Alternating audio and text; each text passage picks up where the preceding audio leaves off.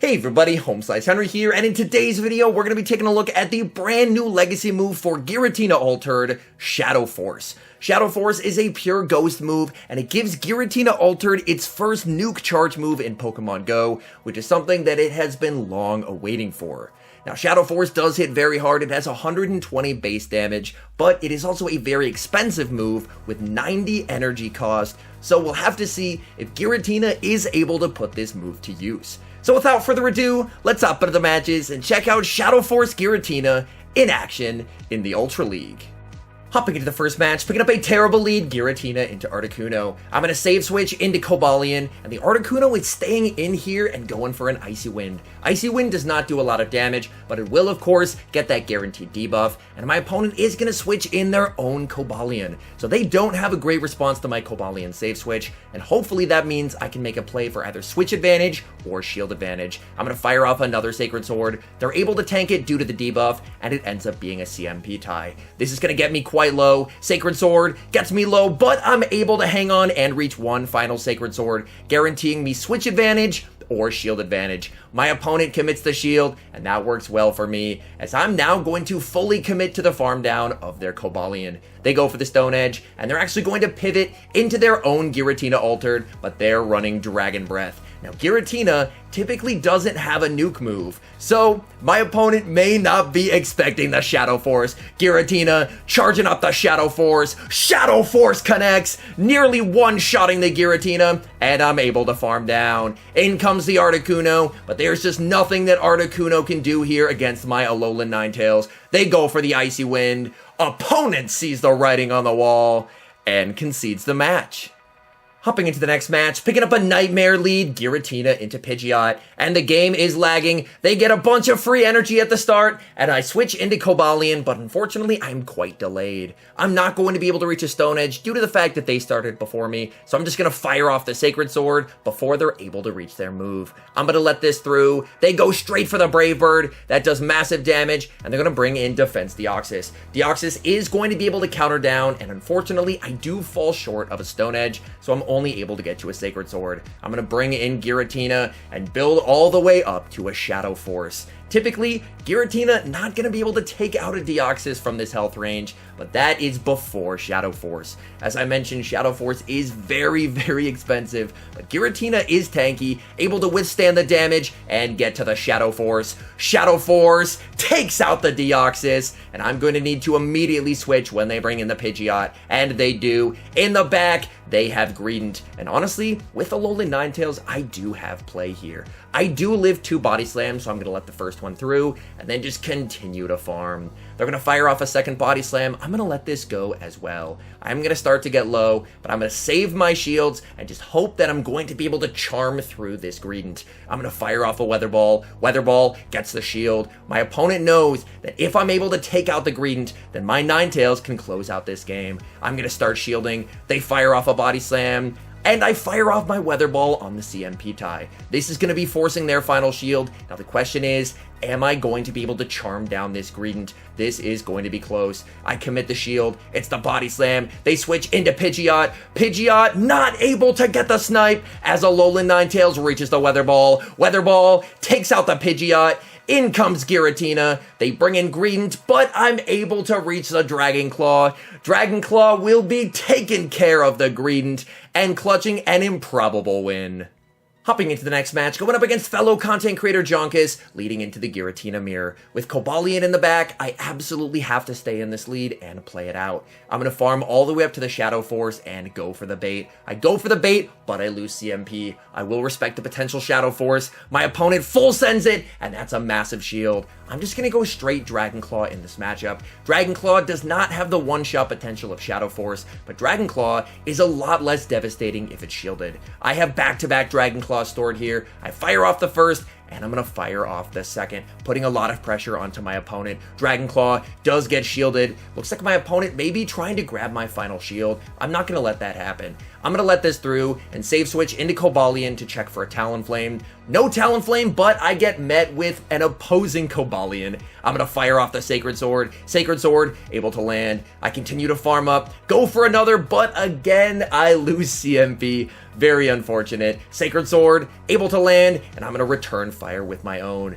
This should be taking out my opponent, and we'll have to see what they have in the back. And they have a Shadow Swampert in the back. I'm going to fire off the Sacred Sword, and then look to switch out, but unfortunately, my switch clock is not up yet. Shadow Swampert with energy is very deadly. I'm going to be bringing in my Alolan Ninetales, but I still do have the Giratina available as a catch. Unfortunately, the game lags there. Thankfully, it picks the right Pokemon, and I get Ninetales. I commit the shield, just a Hydro Cannon, and this is only a Hydro Cannon as well, so my opponent is not running Sludge Wave, which is very good. I'm going to farm up 2 Charms here, switch, and then catch onto my Giratina. And from here, Alolan Ninetales can very cleanly finish up this game. They bring in Giratina. Giratina gets farmed down. I leave with the Weather Ball. Weather Ball will be taking care of the Shadow Swampert, and that is a good game. Hopping into the next match, leading Giratina Altered into Blastoise. This is a very nice lead for Giratina. Blastoise is going to save switch into Mandibuzz. I'm going to farm up a ton of energy and then bring in my Ninetales to fully charm them down. This is a dominant matchup for Ninetales. Even if I give Mandibuzz as big of an energy lead as I just gave it, it does not flip the Zero Shield because Ninetales can just fully farm down and leave with a ton of energy loaded. Mandibuzz is still going to try spamming out these Aerial Aces, but Aerial Ace not the greatest move ever. Another Aerial Ace lands, Ninetales able to fully charm down, and I leave with a Dazzling Gleam loaded. In comes Blastoise. I'm going straight for the Dazzling Gleam. Dazzling Gleam, able to land. Big damage onto the Blastoise. It looks like they're going for the farm down. I should make the Weather Ball, but they catch onto their own Ninetales. That's a very nice play by my opponent, and I'm going to bring in Cobalion. I do take neutral from the Charms here, but I'm able to deal super effective damage with the Stone Edge. I build up to the Stone Edge, bait with the Sacred Sword, and I'm able to get the shield. My goal is to hopefully get shields down, and then be able to Shadow Force this Alolan Ninetales. Sacred Sword, again, gets the shield. My opponent is going to be firing off a move. I have a bit of a tough decision to make. I let it through, just the Weather Ball, and I'm still able to reach the Stone Edge. So this will be taking out the Ninetales. I'm hoping they don't top left. I want to Shadow Force the Blastoise, but they do concede the match. Hopping into the next match, leading Giratina Altered into Shadow Swampert. Definitely an uncomfortable matchup, despite the type advantage, just because Shadow Swampert hits absurdly hard. I'm just going to be going straight for the Dragon Claw in this matchup, and just trying to get chip damage. People love to shield their Shadow Swamperts, so it feels unnecessarily risky to build all the way up to a Shadow Force. They fire off the Earthquake, and that is why Swampert is so deadly. I continue to farm up. They're going to fire off the Hydro Cannon. Hydro Cannon would be getting me extremely low, so I will commit the shield, continue to overfarm, and then go for the Dragon Claw. At this point, they know I have at least 2 banked, so they're not going to commit the shield. Instead, they bring in Obstagoon, I pivot Cobalion, and they have Trevenant in the back, and Trevenant is a very scary Pokemon to see here. They're going to fire off the Shadow Ball. Shadow Ball is going to do a massive amount of damage onto Cobalion. I'm going to return fire with the Stone Edge. Stone Edge will hit for some solid neutral damage. Opponent is going to commit the shield. If they farm down, I get to another one, and they know that very precise counting. They're going to fire off a Seed Bomb. Seed Bomb is going to take me out. I'm hoping to get to a Shadow Force here, but I'm unfortunately going to lose CMP if I do, so I'm forced to go for the Dragon Claw. Shadow Force is just so dang expensive. I fire off another Dragon Claw. This is not going to KO. They know they can let it through. I bring in the Ninetales. I'm going to commit the shield. As long as they're not running a nuke move Obstagoon, I should be okay here. But then my heart starts to sink because they are not conceding the match, which means odds are they have a nuke, and they do. Hyper Beam takes me out. I go for the Charm Down. I'm not able to get it. They're going to be able to take down my Giratina, and unfortunately, we do lose a heartbreakingly close game. Hopping into the next match, leading into another Giratina mirror. Same game plan as last time. I'm just going to be staying in here, building up to the Shadow Force, and baiting. Although this Giratina is running Dragon Breath, so odds are they're probably not going to be running Shadow Force. Dragon Claw does quite a bit of damage. They're going to bring in Shadow Snorlax. I bank a Shadow Force for later, and I bring in Cobalion. Cobalion going straight for the Sacred Sword. This is not going to KO, but it will do significant damage onto the Snorlax. I continue to farm up. They're going to fire off a move just before I get there. I'm going to let this through. It's an Earthquake, but Cobalion, too tanky, able to hang on and fire off another Sacred Sword. Sacred Sword is going to take them out, and they're going to bring back in the Giratina.